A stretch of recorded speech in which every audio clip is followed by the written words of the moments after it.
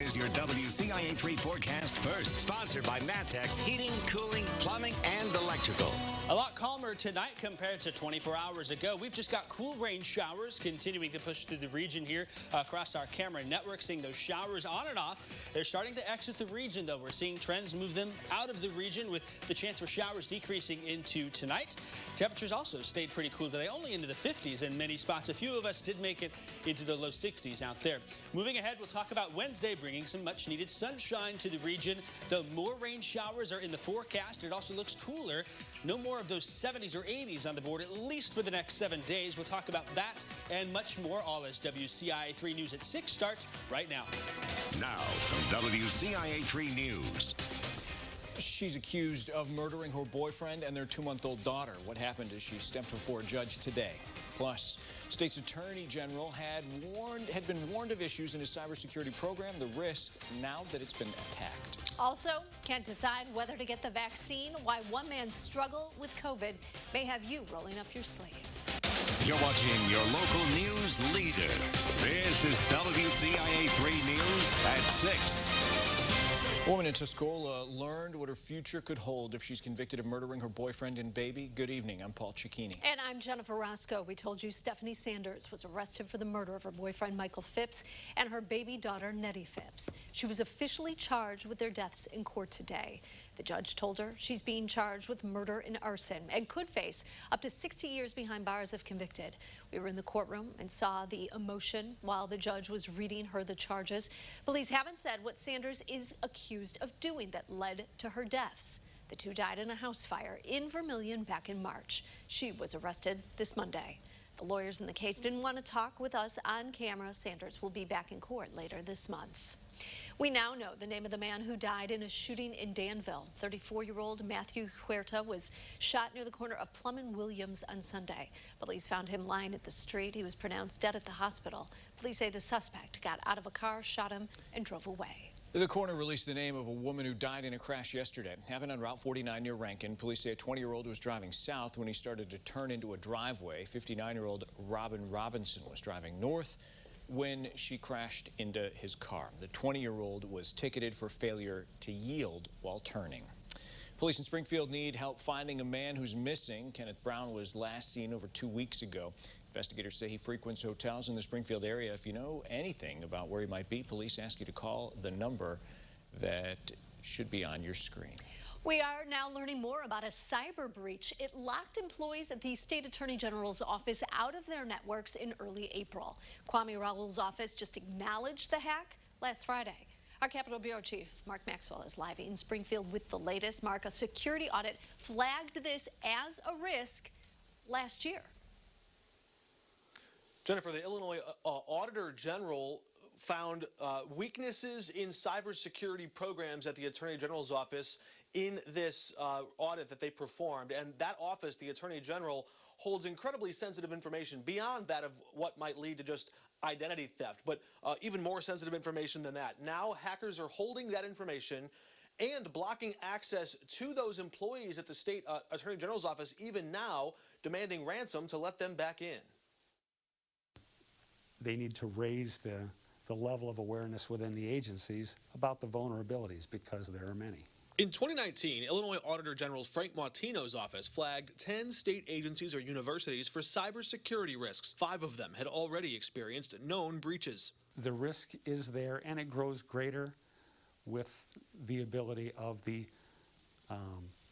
guys who are doing the hacking, or the companies doing the hacking, to find ways around our controls. So it has to always be changing and be continually upgraded. Now, Attorney General Kwame Raoul's office confirms hackers stole sensitive information from their network and threatened to publish it online if the state doesn't pay a ransom. It's not if you're going to get hacked, it's just when. House Democrat Jamie Andrade is the Assistant Majority Leader and sits on the Cybersecurity, Data Analytics, and IT Committee. Most people don't realize that how vulnerable almost any company or any agency can be for attacks of cybersecurity. He says Illinois struggles to compete with higher-paying salary offers in the private sector. In order to get your top person, you're going to have to spend the money, and it's difficult. And now hackers are holding sensitive stolen information for ransom. I don't think you should pay, because what happens is they're just going to come right back at you. The FBI is already investigating the hacking group known as Doppelpaymer for suspected ties to a Russian cyber outfit. Even if you pay, you're not going to know if they got rid of the information. You're not.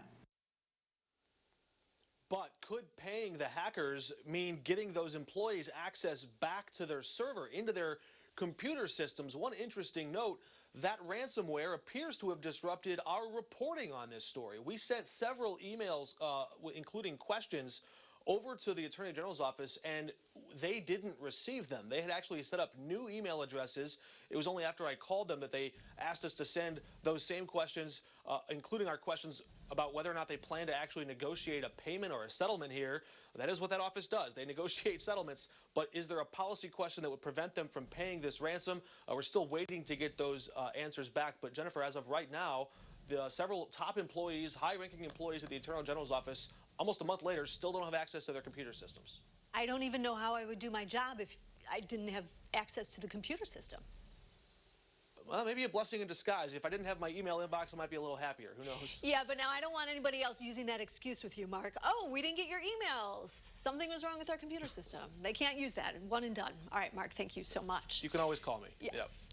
More money could be coming to workers who care for people with disabilities. Hopefully that will help with the job's turnover rate. It's at about 50%, and that could be keeping people on wait lists to get care.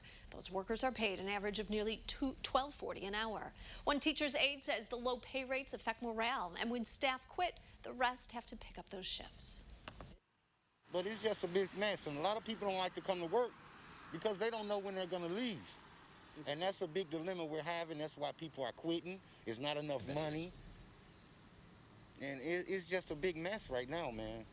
Now, the governor's first budget proposal was to raise their pay 50 cents an hour, but the administration adjusted its numbers after getting help from the American Rescue Plan. They now hope to give staff who care for adults with disabilities a $1 raise. The streets continue to be closed after a warehouse went up in flames. What concerns the city has going forward. And also tonight, I can't do what I want to do. it was almost a casualty to COVID. How this survivor wants to make sure no one else follows his path. And Jacob, obviously a very active weather day. We're going to see some more rain in the future, but it's not going to be quite as serious. No, nothing quite like yesterday. I think I finally get, for the dinner break, get to sit at the adult table with you guys after yesterday's event here. Quite the event, too. I think for me personally, getting to show some video from my own dad yesterday in Mechanicsburg, that was a pretty interesting moment there. Look at this tornado that was one of 5 reported that came down here right by Interstate 72. This tornado swept on through.